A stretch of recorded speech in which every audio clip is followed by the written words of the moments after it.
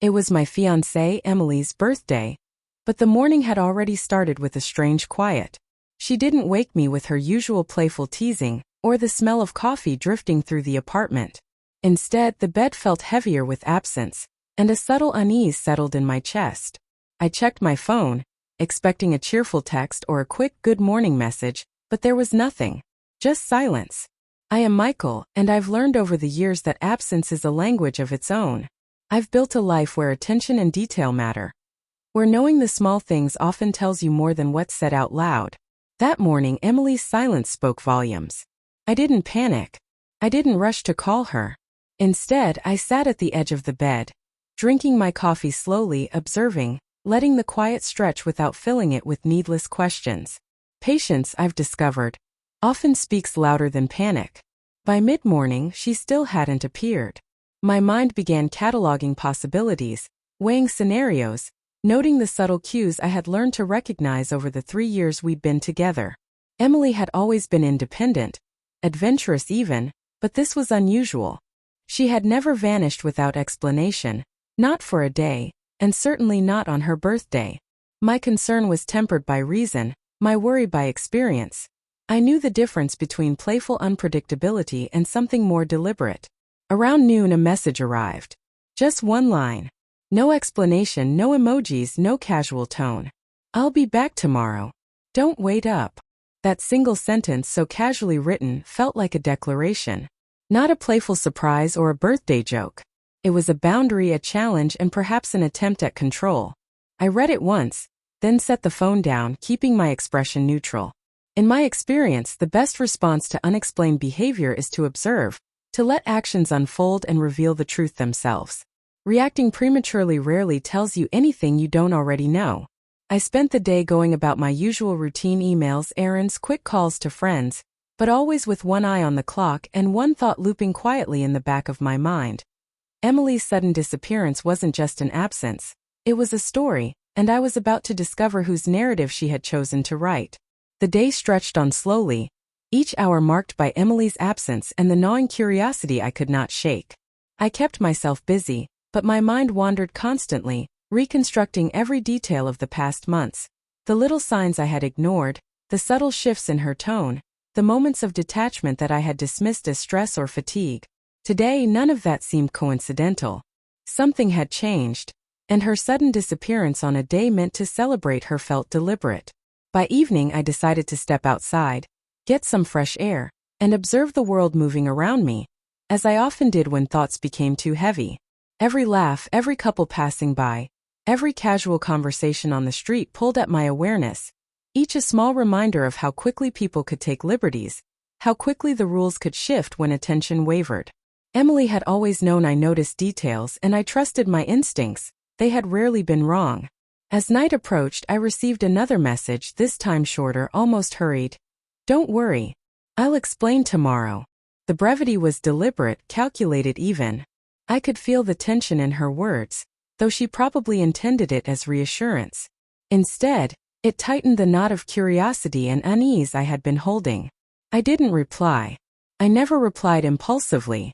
That was a mistake many made, responding too quickly, revealing more than necessary. Control, I reminded myself, came from patience, observation, and measured action. I spent the rest of the evening in quiet preparation, arranging my thoughts, replaying every interaction we had in recent weeks.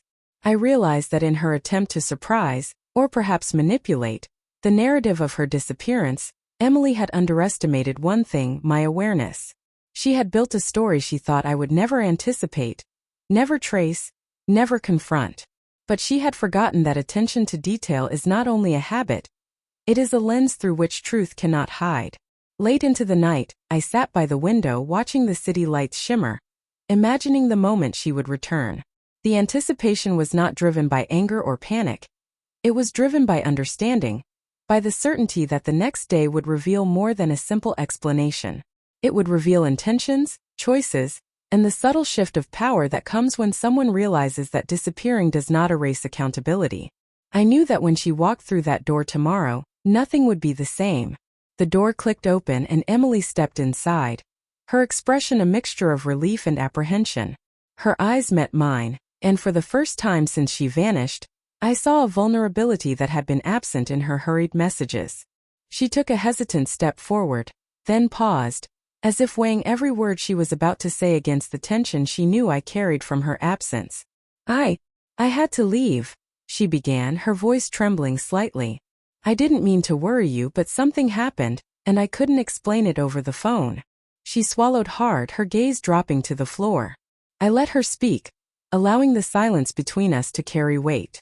Every hesitation, every pause, told me more than her words ever could. She looked up finally, her eyes pleading. I ran into someone from my past. Someone I thought I'd never see again. It was complicated and I didn't know what to do. Panicked and I left. I couldn't tell you at the moment, and I'm sorry. Her confession hung in the air, raw and unfiltered. I didn't rush to respond. I didn't accuse, nor did I raise my voice. I simply studied her, letting her vulnerability sink in. The fear she had felt, the uncertainty of leaving without explanation, it was all laid bare before me. I realized that the imbalance of power that had seemed so apparent during her absence had shifted the moment she returned. She had expected judgment, perhaps anger, but instead she found calm, unwavering presence. I see, I said quietly, my voice steady, measured. You disappeared, and you left me in uncertainty. You expected me to panic, to react without thought.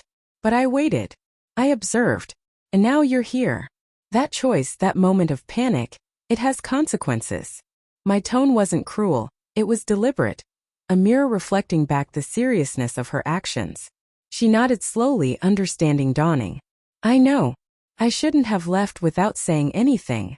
She paused, finally letting herself exhale. The tension that had filled the apartment for hours began to dissipate, replaced by a new understanding. Respect, trust, and accountability had returned.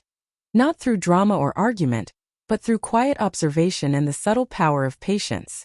That night, we didn't return to laughter or casual teasing. Instead, we sat together in silence, the weight of the day settling between us. For the first time, Emily understood the cost of underestimating me, and I understood that control often comes not from force, but from stillness, observation, and the deliberate choice to respond, not react. And in that stillness, a lesson had been learned, quietly, irreversibly.